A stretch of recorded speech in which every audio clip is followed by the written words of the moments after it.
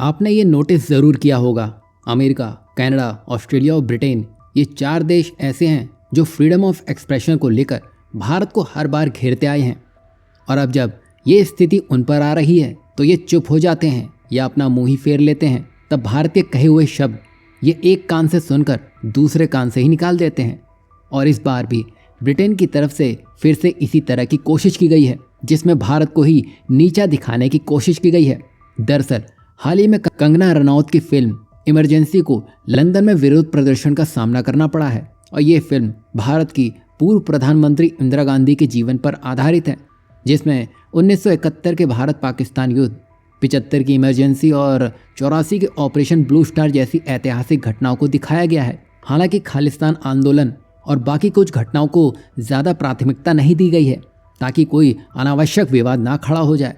बता दें कि लंदन में कई जगह इमरजेंसी दिखाई जा रही थी और इस दौरान कुछ लोगों ने फिल्म देख रहे दर्शकों को डराया और धमकाने की कोशिश की। और यहाँ पर ज़्यादातर जो दर्शक थे वो भारतीय ही थे, जिनको डराया गया, वो भी एक ऐसे देश में जो दुनिया के सामने अपने आप को राजा बताता फिरता है। और अब वो अपने देश में ही खुद फ्रीडम ऑफ एक्सप्रेशन को लेकर निहत्थक हो चुका है।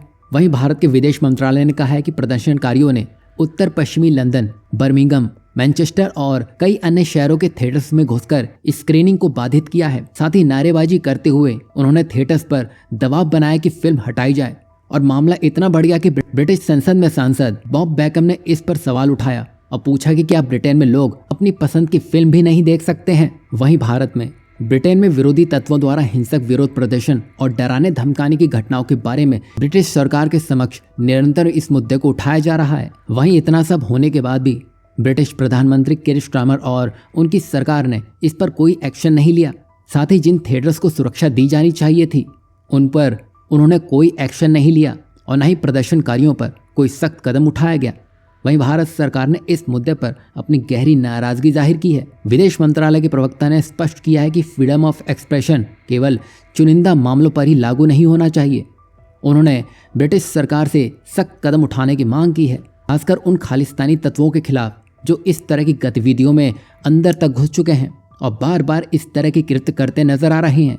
इसी के साथ ही उन्होंने ब्रिटिश सरकार से उन थिएटर्स की सिक्योरिटी सुनिश्चित करने की अपील की है, ताकि ऐसी घटनाओं को फिर से होने से रोका जा सके। यहाँ आप साफ देख सकते हैं, ये एक ऐसी घटना है जो ब्रिटेन समेत अमेरिका और कनाडा के डबल स्टैंडर्ड को साफ दिखाता है। यहाँ पर खालिस्तान के वोट बैंक के चलते वहाँ की सरकार कोई एक्शन नहीं ले रही है। अगर उन्होंने एक्शन ले भी लिया तो उनका वोट बैंक डगमगा सकता है। यही वजह है कि अमेरिका पुन्नू को लेकर कुछ नहीं कर रहा है, कनाडा निज्जर को लेकर कुछ नहीं कर रहा है और अब ब्रिटेन वही सब करता नजर आ रहा है। और यहाँ पर भारतीयों को सिक्योरिटी के नाम पर बस गोलियां ही पिलाई जा रही हैं। और इतिहास भी गवाह है, ब्रिटेन ने भारत पर कई सौ सालों तक शोषण किया और विभाजन का शिकार बनाया। अब ऐसी घटनाएं भारत को अस्थिर करने की नई कोशिश के तहत देखा जा सकता है। लेकिन यहाँ भारत ने भी ये स्पष्ट कर दिया है कि वो हर एक मंच का इस्तेमाल करते हुए इन दोगले देशों को सबक सिखाने तक रुकने वाला नहीं है। यहाँ आपको क्या लगता है, ब्रिटेन को लेकर भारत को किस तरह के एक्शन लेने चाहिए ताकि आगे इस तरह की घटना सामने ना आए?